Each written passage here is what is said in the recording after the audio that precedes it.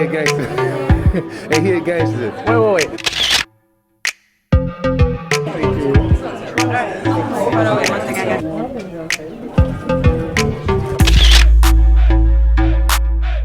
What's up, ATL? It's Ray Cornelius here, and we're coming to you live from the Atlanta premiere of Snowfall. It's season 3. Can you guys believe that? Listen, we're going to be talking to all the actors as well as the showrunner. So sit back and relax and come up front with us as we get ready for Snowfall season 3.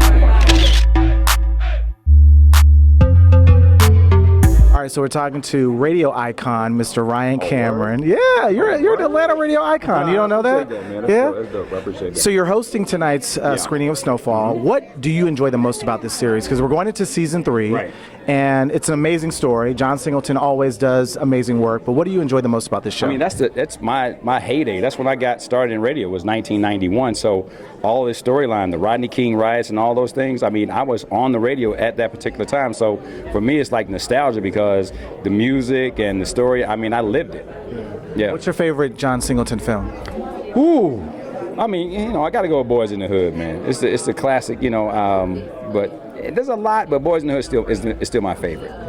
Yeah. And who's your favorite character on this show? You know what? I like Leon, man. He's like the dopest friend ever. Like, even when stuff is going all the way sideways, and I'm like, okay, I know Leon about to bounce. He always he's the kind of friend you want to have because he's thick and thin. Somebody gets shot, somebody get killed. He's still there, crack. Your girlfriend on crack. He don't kill your girlfriend. I mean, it's, yeah, that's my guy. All right, so we're talking to Ms. Raquel John, sister of Isaiah John. You guys got to have a lot of fun in the house, right? Oh yeah, absolutely. All the time. So this new season of Snowfall, are there any tips that you've given him with his character for this particular show? No, my brother got it. Like, he just knows how to break down his character. I actually learned from him a lot. Like, we learn from each other, and so that's the beauty about it. But I like how he took his character and how he's letting it evolve and grow. And so the things that he pulled and wherever he pulled from, it's just a beautiful transformation for this season of this character. So I'm really excited to see the work. Now, what do you enjoy the most about the show? Outside of your brother. The storyline is giving history, giving you insight to history, but in a way where it doesn't feel like in a sense of like school setting. So you get to learn history, you get to provoke those emotions as well, but to make you research and to make you ask questions from your family, to make you ask questions about the neighborhood and society. Like, that's what acting and art is all about. It's about getting you to think and ask yourself questions about what's really going on. So what's next for you? Because we love doing acrimony. So what's next? So I just filmed a comedy early in May, but I can't say too much about that. But I do have a company called Purposely You, and basically I help people find their purpose and with purpose-driven content. So that's what I've been working on. So we're talking to Isaiah John. First of all, I got to say congratulations to you. 3rd season. Yeah. You've been around since season 1. Yeah. So Leon, what can we expect from him this season? Man, Leon is definitely bossed up, and he is now head of his own crew. He's evolved, he's coming into his boss like himself, and he's grown, and you're definitely going to see that transition this season for sure. What do you enjoy the most about playing him? Oh man, the fact that he does a lot of things out of love and loyalty, even the things that I wouldn't necessarily agree with, and he has fun doing it. And he's like a wild card. You never know what you're going to get with Leon. He does something crazy like every episode. So you guys are in for a treat for sure. John Singleton, we lost him this year. What are some gems that you personally took from him as a director, as a creator of, well, actually, he was not only just a director, but just a co-creator of this amazing series. So what did you take away from him? Man, just, fight for what you believe in and do things for your people and have fun. And remember to just continue to have fun, because a lot of people in this industry, they get so, caught in the Hollywood lifestyle and they don't really have fun with it anymore. You just remember to always push forward, fight for what you believe in, for your people, and have fun. All right, so we're talking to Eamon Joseph. You're that uncle that I think we all have, that we all love. I would like to think. Yeah. And so you're now in season 3, knee deep into this character. What do you enjoy the most about playing Jerome? I love the writing that I don't know what's coming. It's a lot of unexpected hijinks. Of course, I like to bring some charisma to it, but I'm fortunate to be able to play a character that I think is underrepresented in television right now. We don't get those type of uncles that we kind of all grew up with. They kind of feel like old relics.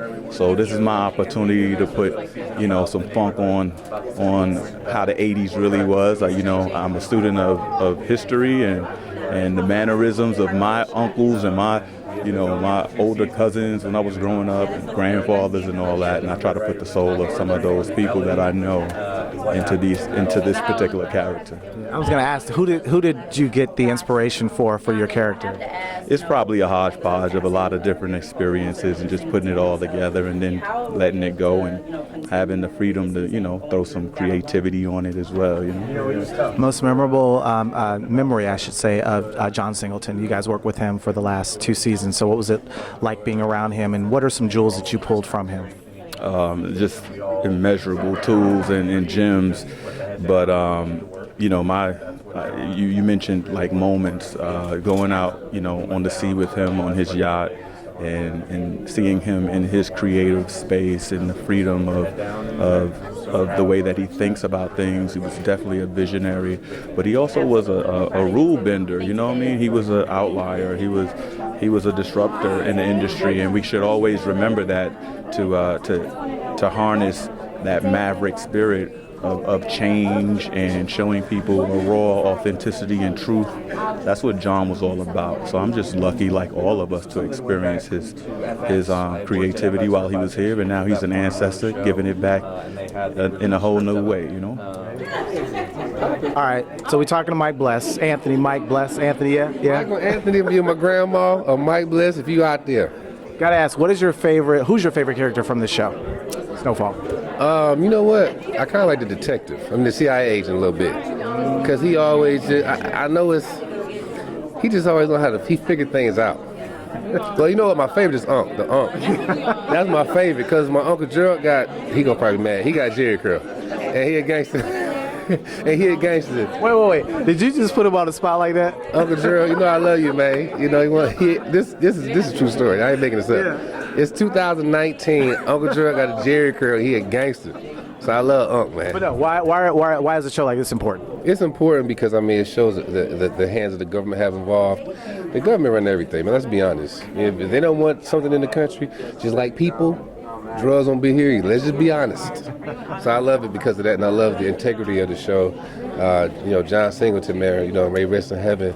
I was always somebody I wanted to work with. So I'm working him on the other side, man. This is typical John Singleton, putting it out there.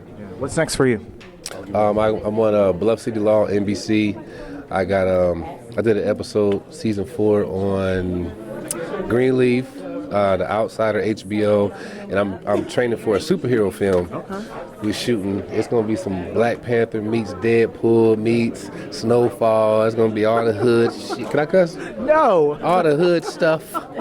All right, people. And I saw you walk by real quick on What Men Want. We saw you. Oh yeah, What Men Want too. Will Packer, what's up, big homie? I see you, baby. So I can now say, hey, Auntie. Yes, absolutely. So we're back for another season. Congratulations, first of all. Thank you. Let's talk about your character. What can we expect from her this season? Because you guys are dangerous. Yes, absolutely. A lot of power. A lot of power. So Louie is really dealing with some repercussions from some things that happened in season 2, and we really and that kind of forces her into a more emotional place than we've ever seen her.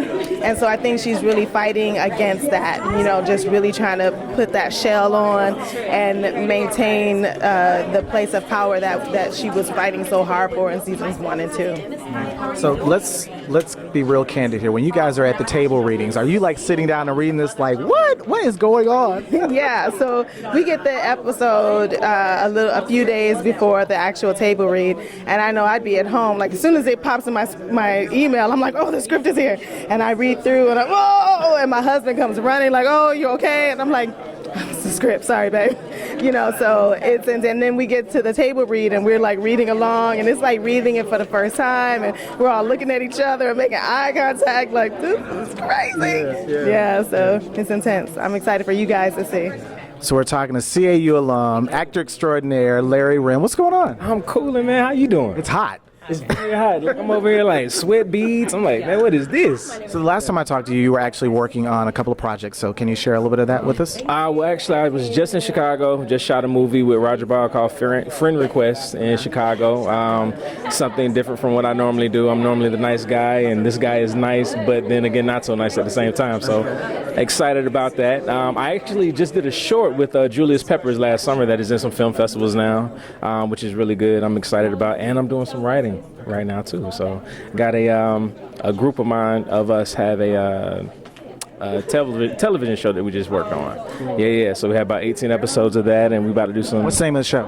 It's called Java Junkies. Called Java Junkies. Yeah. So it's just about a group of people who go through different types of addictions, and they ended up opening up a coffee shop and start working. So it's part of their release program and all this other stuff, and just the funny things that happen with them working. So yeah. Gotta ask. I'm sure you're a big fan of Snowfall. Have you seen the show? Yeah. So who's one of your favorite characters? I like Leon. Actually, the story. I love Leon's story. Leon and Franklin.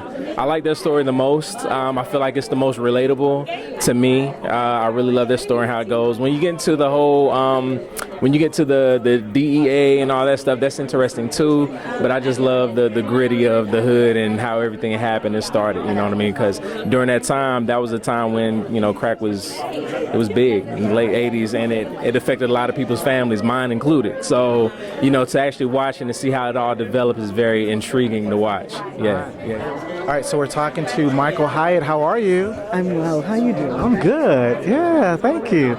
So, Mom Has a Change of Heart, Season 3, is that what we're going to be seeing? Change of heart, no. Change of tactic, maybe. That's what I just heard when you said that. It is not an easy thing to see your child 2 inches away from losing their life. And for Sissy, when she's faced with that reality, there are many people who handle it differently, but for Sissy, she had to make a choice, and she chose her son. And we'll see how that unfolds in this season. Thank you so much. They're pulling you away, so yeah. Thank you. So Dave, what can we expect for Season 3? I mean, we're all excited for the show. What can the fans expect? This season we really wanted to focus on the neighborhood, right, on South Central, on the community, as crack has kind of exploded and things are really starting to turn and people are realizing it's a problem, and what is being done to stop it, who's trying to stop it, who even realizes. And we really tried to ground it in the relationship between Franklin and Sergeant Andre Wright, who lives next door. We lost John Singleton, a big loss to the film and television community. What are some gems that you learned from him working so closely with him for those years that you did? I mean, so many things. The big thing for me was how much he understood the power of a moment, right? How much you really need to look for, whether it's something funny, something dangerous, violent, emotional. He really understood the power of those things and really always looked for them. And I really will always take that and remember it. Is there going to be a character that stands out this season? Because I know that sometimes there are characters that kind of stand out throughout the seasons, but is there... We got Man Boy. Man Boy comes to play this season. And we had a young actor named Melvin Gregg, who's really special. And really, I'm just so proud of the whole cast. But Man Boy's it's a fun one. Fun to go. Dave Andron, thank you so much.